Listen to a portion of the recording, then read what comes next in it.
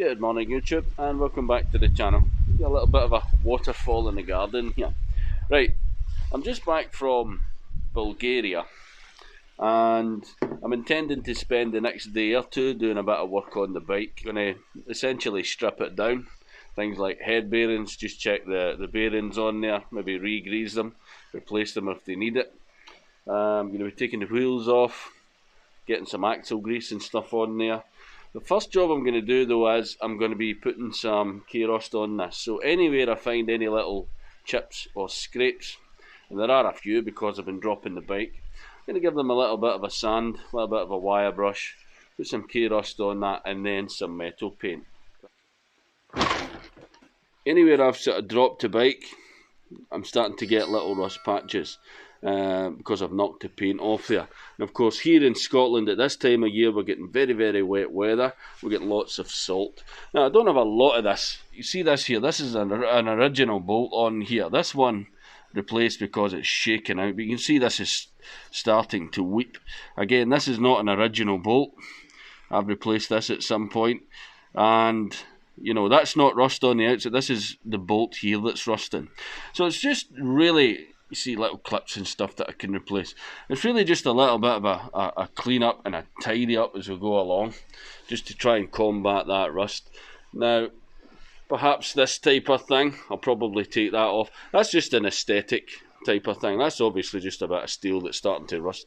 Of course, as you can imagine, guys, things like foot pegs and, you know, here's your brake pedal here, for example. Things that are protruding from the bike, they're more than likely to get some amount of surface rust. So foot peg, I think that's alright, but I think this one's getting a little bit bad at the bottom there. We'll give that a bit of a clean up, get that painted as well. I've taken the foot peg off there, it's a very simple job, just pull the pin out. Just to give you a closer look at this type of thing that we're talking about here. Now again, it's barely noticeable when you do it, but as soon as you start to hit, even if you've got like ACF 50 or something on the bike, as soon as you start to hit this salty water, this winter weather, if I just give the bike a clean as I'm going around, and literally to do this all I'm using is just a little bit of WD-40 on a cloth. Now here's a great example of how this can get under the paintwork. I don't know if you can notice, but this is already bigger. Yeah, that rust is starting to work its way underneath the paintwork there. Yeah, rust will start to eat its way right underneath that paint. Before you know it, all of that's going to be coming off.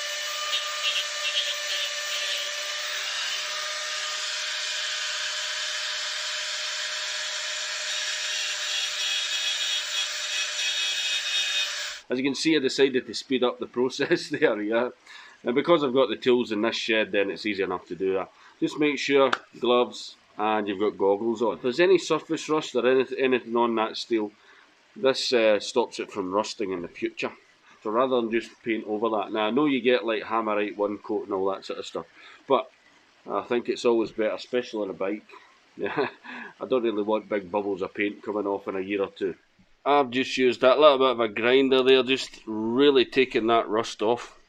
Same here. Now, ideally I would take this off, but because of limited time, and I don't really think there's a huge need to start taking these parts off the bike. Now the reason I'm doing this sort of first, guys, is this stuff needs time to react with any surface rust. Stops that oxidization. So we're going to paint this on, we're going to leave it for about an hour, and then we're going to check it again. If this comes into contact with any sort of bare metal surface rust, it'll start to turn blue. And you can see here how this is turning really dark blue. That tells me it's doing its job, which is perfect. Now you need to be careful you don't get any real overspill onto your paintwork. Shouldn't do too much damage, but so I'm going to give this about 3 hours now. Let it dry in. Then we can put metal paint directly on the top of that, because that acts like a primer as well. Yeah. So in the meantime, we're going to go around and start doing other jobs on the bike. It's gone from white to blue, now it's turned completely black. Now what I'm going to do is I'm just going to touch this up with a little bit of Hammerite. Now I know that there will be people in the comments who are telling me that I'm a Philistine because I'm not spraying the bike. In all honesty, you're never going to see this on the frame of the bike. Now this brush a little bit too big, so of course this is just getting a very fine coat. I'll leave it to dry overnight, and then I'll give it another coat in the morning. Of course, guys, you don't want paint everywhere, yeah? But this Hammerite, it's a smooth coat, and it actually dries very, very smooth, very even. Leave the heating on in the garage here overnight, let that dry, come back tomorrow morning and just touch up with a second coat. That should be more than enough. Now, as I'm working on the bike over the next couple of days, if you've watched any of these videos, you'll see I'm kind of deep cleaning as I go. This is a process that I'm working on here. If I find any other little areas, I'll just repeat the process. Clean it, treat it, paint it. You can't see it, but the weather here is pretty wild. Now it goes from really sunny, really nice, to absolutely wild, snowing, blizzards. Anyway, that's it for this one, guys. I really hope you liked it. If you did, give me a thumbs up, subscribe down below. Maybe even hit that notification bell so you know the next time I upload a video to YouTube. If you want to watch another install of me working on the bike, have a look at one of these here, and I'll see you in the next one.